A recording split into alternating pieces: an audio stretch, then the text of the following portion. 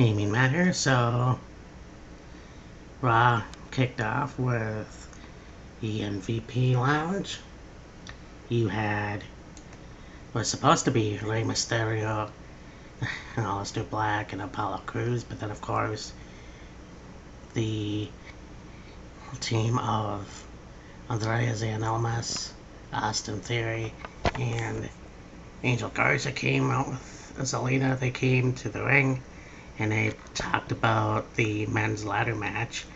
And yeah, so this was interesting. They had a match which ended up the team of Ray and Austin, or, well, the team of Ray and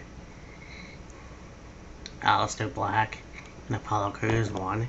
So, I mean, that was interesting. It's always fun to see that excitement like the MVP Lounge. It turns into an actual match that night.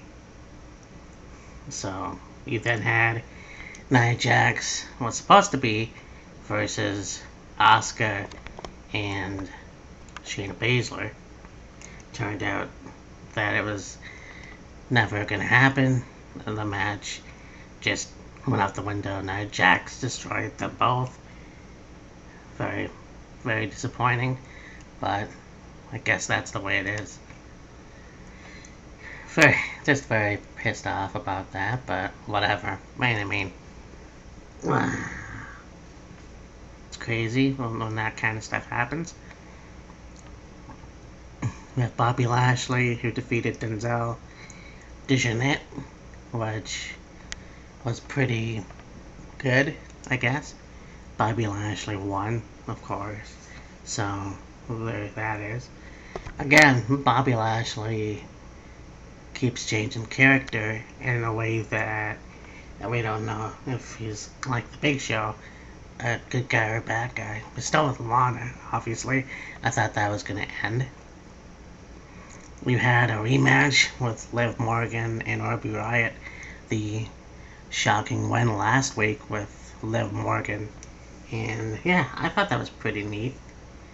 And so this week it was like, okay, maybe we'll get a redemption.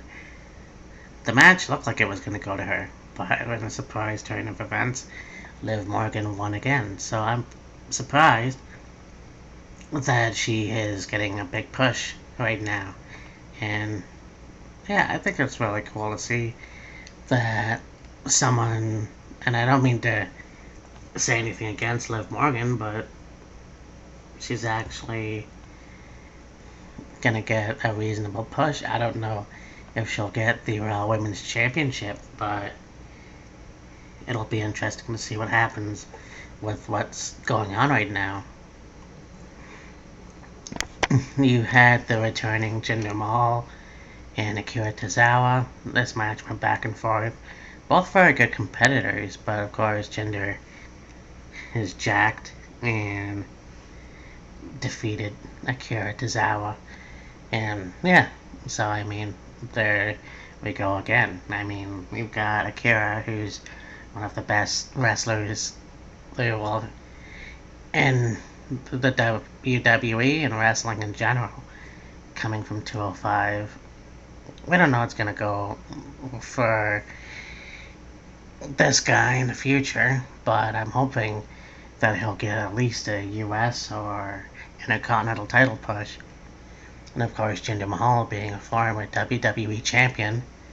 So we'll see what they're going to do with him. I mean, he just came back, so you never know. You had another match with Andrade. Now, for some reason, they had two matches for this guy on Raw, so I'm not sure what happened. But Andrade defeated Apollo, and Apollo hurt his leg. And yeah, that was very upsetting, obviously. You don't want things like this to happen, but it is the way it is. I mean, I kind of wanted to see Apollo Crews as the US champion, but unfortunately, that just never happened. And it may happen one day, but who knows. A team of Ricochet and Cedric Alexander defeated Everrise, and the team of Matt Martell and Chris Parker, of course, NXT guys. This match was awesome, you know. I think that Ricochet and Alexander are gonna be one of the best tag teams of this year. One of. And I mean, they're great singles wrestlers, but if they're not gonna do anything with Cedric Alexander or Ricochet, then why not? Then, of course, you had an on-screen challenge with Shane Thorne and Brendan Vick, who was managed by MVP. So I guess MVP is going to be a manager now, so that's interesting in itself. So they challenged Ricochet and Cedric again, so we'll see this match in the future. I'm really liking how the tag team division is coming back in full circle and having more tag teams. Just kind of interesting. We also had an interview backstage where leaders talking about the tag team championships in the guy,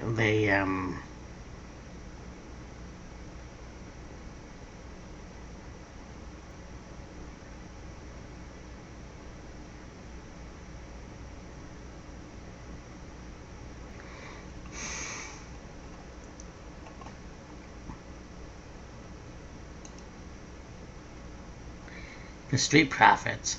So they had an interview. They talked about the tag team championship with the Street Profits.